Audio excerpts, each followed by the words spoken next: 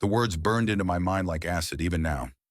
I remember standing outside the house, the one I helped build, the one I thought was our sanctuary, watching through the frosted glass as laughter and music spilled out, muffled yet mocking.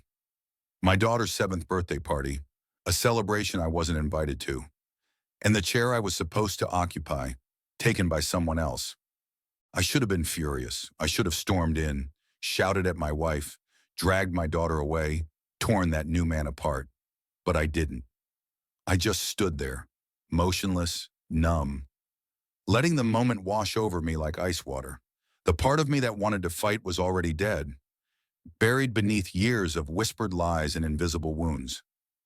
I let go, but that doesn't mean I surrendered. I am not the man I used to be, the man who believed love was a fortress to defend, who thought loyalty was a given, not a currency traded in shadows. Years of marriage taught me otherwise. Behind her perfect smile and carefully rehearsed apologies, my wife wielded control like a surgeon's scalpel, precise, cold, and merciless. She didn't just exclude me from the party, she sent a message. That new man sitting where I should have been was more than a guest. He was a symbol, a wedge driven deep into the fragile seams of our family, and I was meant to be broken by it. But I wasn't. Inside me, something shifted that day, a flicker of something darker, more determined. Not the man who crumbles and begs for scraps. No, something harder, something that could see the game she was playing and refuse to play by her rules. I didn't know then what letting go really meant. I thought it was giving up. But now I know. It was the first step toward taking back everything she thought she stole from me.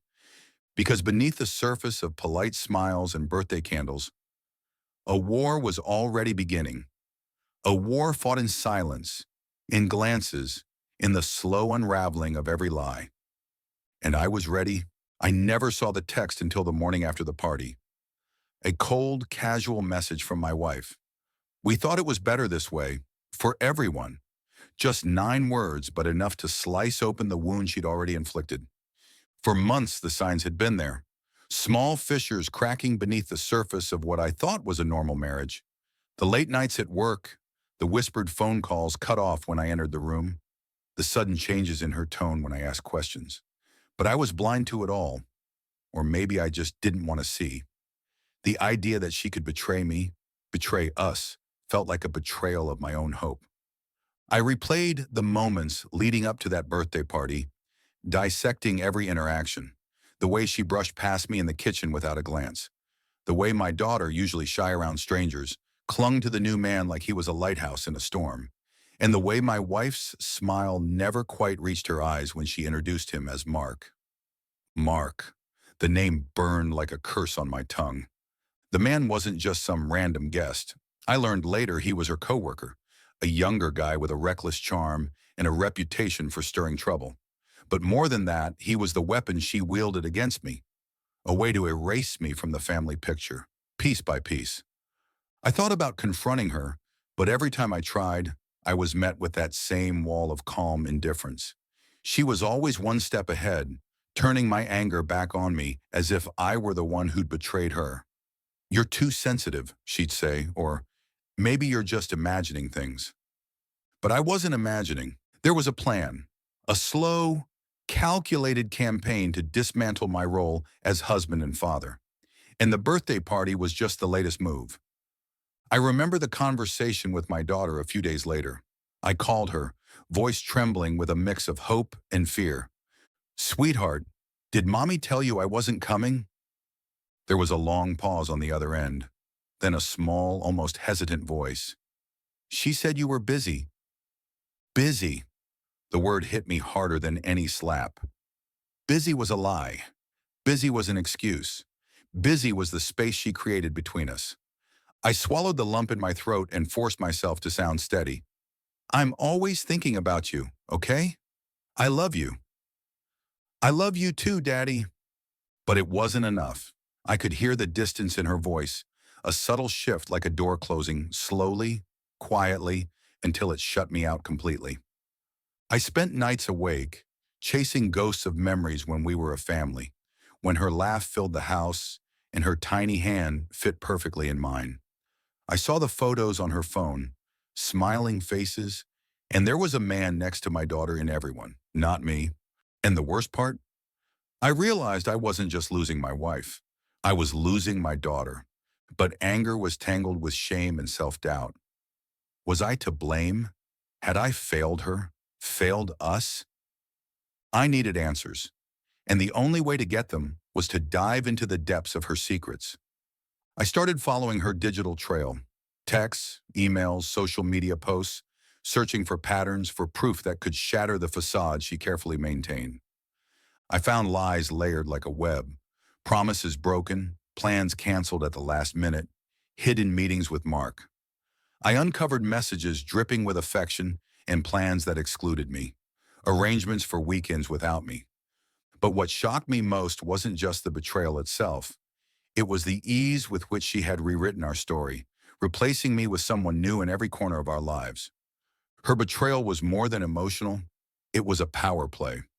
She was telling me loud and clear that I no longer belonged, that my role as father and husband was negotiable, disposable, and the daughter I thought I knew, caught in the crossfire, a pawn in a game she didn't understand but was forced to play.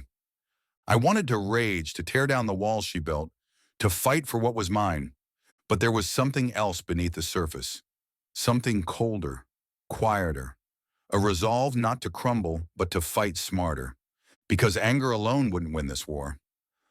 I needed a strategy. I began to observe her patterns, her weaknesses. I noticed how she craved control and validation, how she feared losing status and respect. And most importantly, I saw how carefully she crafted the image of the perfect family to the outside world, while hiding the fractures beneath. The more I learned, the more I understood the stakes. This wasn't just about a birthday party or a stolen seat. It was about identity, power, and legacy. And I wasn't ready to let go of those without a fight. But I couldn't confront her directly. Not yet. So I started playing the long game. Quietly, I reached out to people I hadn't spoken to in years. Friends, family members, even some of her colleagues, gathering information, building alliances. I was weaving my own web, one that could entangle her in ways she wouldn't expect. The betrayal was multi-layered, but so was my response.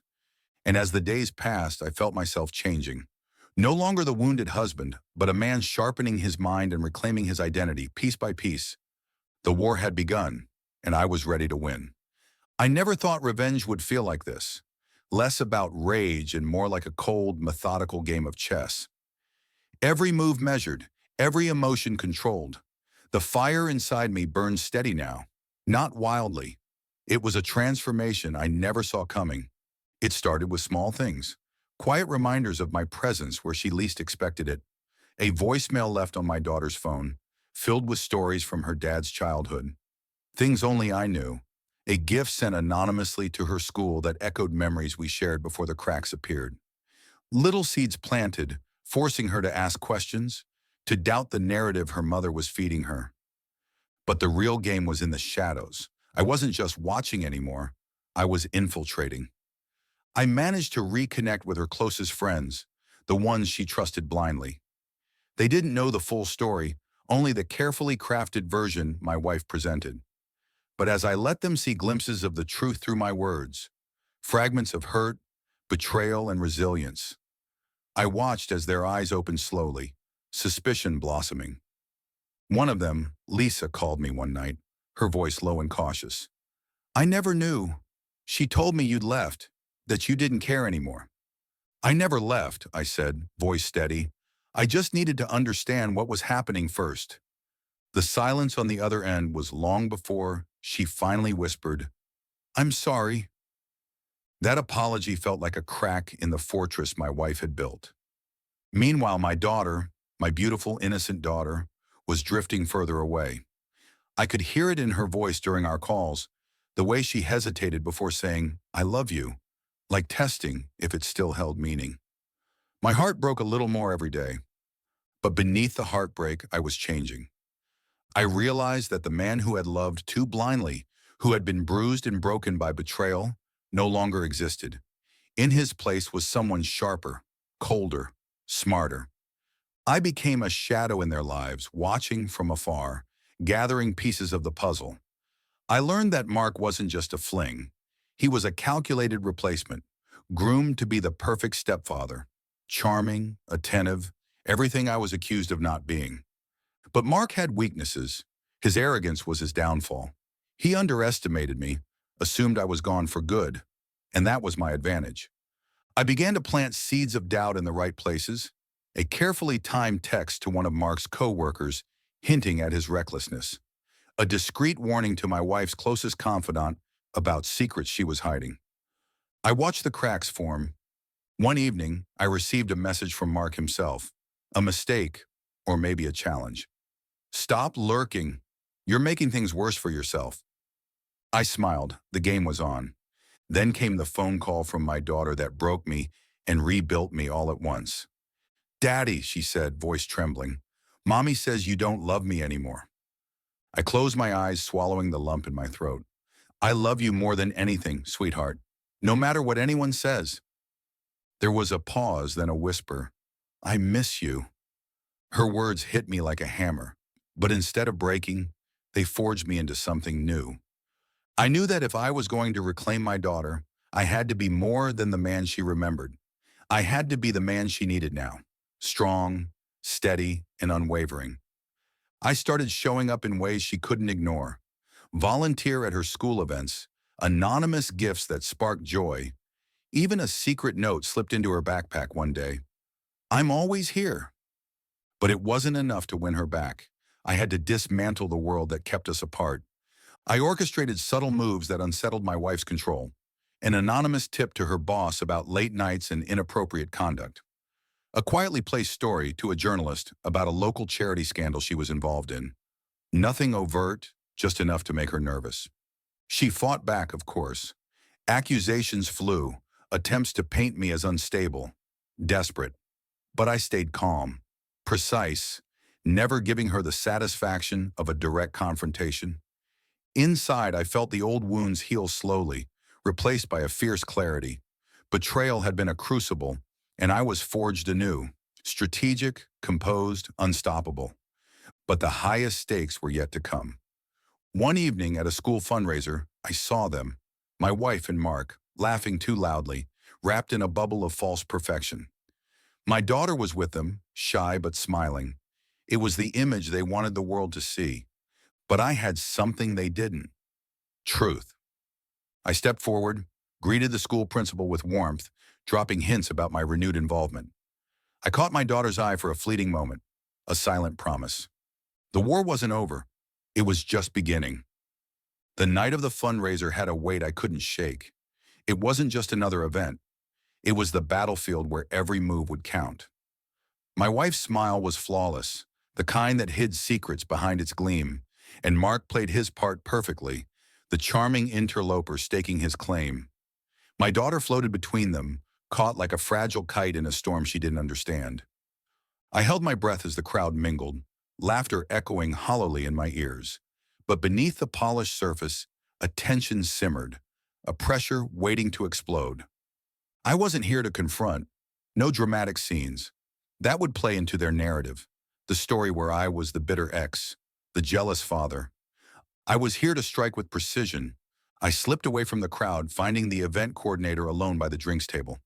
I have something you need to see, I whispered, sliding my phone across the polished surface. Minutes later, the coordinator's eyes widened, disbelief flickering across her face as she scrolled through the screenshots I'd gathered. Messages between my wife and Mark, discussing how to isolate me, how to rewrite the story they sold everyone. Are you sure? She asked, voice low. Every word. She nodded slowly, her expression hardening. We'll handle it discreetly. I left her with the proof and returned to the crowd, feeling a quiet surge of triumph. The real game is unfolding now. Then, the unexpected. My wife approached me, her eyes sharp, lips curved in a smile that didn't reach them. You're really persistent, she said, voice smooth but edged with something darker. I met her gaze evenly. I'm not going anywhere. She laughed, a brittle sound. You think you can just step back in? Fix everything with gifts and secrets? No. I said, voice low. I think it's time you realize I'm not the man you betrayed. Her eyes narrowed, and for a moment, I saw the crack in her armor. Then she said something that stopped me cold. You don't get to decide what's best for her. Her words hit harder than any betrayal. This wasn't just about me anymore. It was about my daughter, about control, about the tangled mess of love and power. But I wasn't shaken. I had something more powerful than anger. Clarity. I'm not deciding, I said slowly. She is. The moment hung between us, charged with everything unsaid. That night after the fundraiser, I sat alone in my car, the city lights blurring as tears stung my eyes. But this time, they weren't tears of pain. They were the release of years of holding back, of pretending everything was okay. I called my daughter, voice steady despite the storm inside. Can we talk? I asked. She hesitated, then whispered, okay. Our conversation was fragile, tentative, a dance around words we both feared. But when she said, I don't want to choose, my heart broke and healed all at once. I'm not asking you to, I said softly. I'm here no matter what. And in that moment, I understood the real power wasn't in control or revenge. It was in love, steady, unwavering, patient. The days that followed felt like stepping out of a storm into fragile sunlight. The truth I had laid bare at the fundraiser rippled quietly through my wife's carefully constructed world.